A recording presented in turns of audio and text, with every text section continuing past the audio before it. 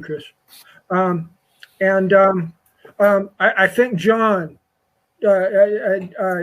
was responding to Dean there about building community on the names issue, and I wanted to build on that a little bit because and it relates to economics, just like John is saying, because it all gets down to a specific concept in the law known as trust. Yeah. TRU. There's volumes and volumes in the law libraries. There's whole shelves devoted to the laws of trust. Okay? And that's the essence of our common law communities. At the 10 household township level, that's a community of trust, right at the grassroots.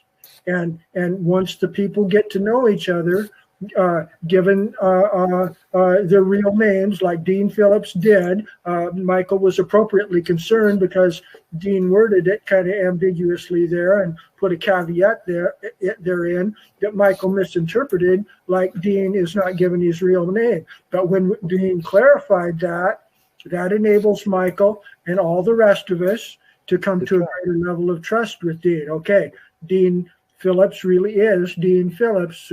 That's the way he was born, and he's not changing his name around to escape, federal convictions for being an axe murderer or something. So it's about building our communities of trust. And even smaller, the township level of 10 households is actually even that's a significant assembly of 10 individual stakeholders. I like that term, stakeholders. It kind of comes in from the left wing, but they are stakeholders. There's a similar term called burden holders. That's more of a common law term because in the common law community, the people that made their tithing donations to the town treasury, the tithing group treasury, the town constables, the tithing man, they're burden holders. They have duties to contribute to the welfare of the community. So they're stakeholders, they're burden holders, and they're credible, they're stable people in the community that are worthy of trust within that community.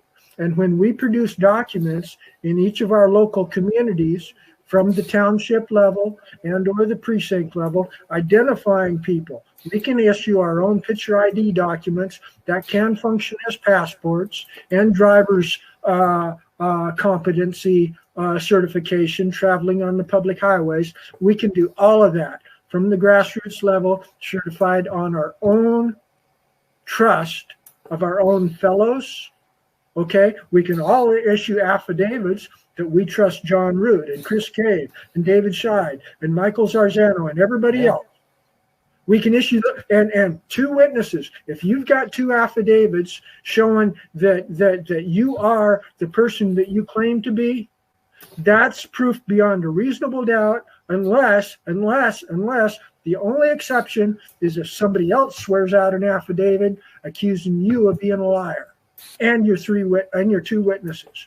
Okay, otherwise it stands as a matter of common law due process, and that creates a presumption before the court that you really are who you say you are, and you can move forward with that. And you should be able to put that, use that as identification to cops on the street and judicial officers that are calling you into court. That should be enough. The central municipal control of issuance of identification documents, that's one of the biggest areas where we can make immediate progress by issuing our own identification documents and issue a line of credit right along with it. We could put all of that together real quick and efficient once we get our conferencing systems down good and we get our community of people coming together and we're all singing the same tune. We're all on the same page. We're marching to the same music. We got the same agenda. We are a community of trust. Okay, we trust each other. We've each listened to everybody talk enough to know that these seem like pretty good, stable people. And if one of us goes axe murder or crazy further on down the road, well, we will call for a vote of confidence in his qualified elector status.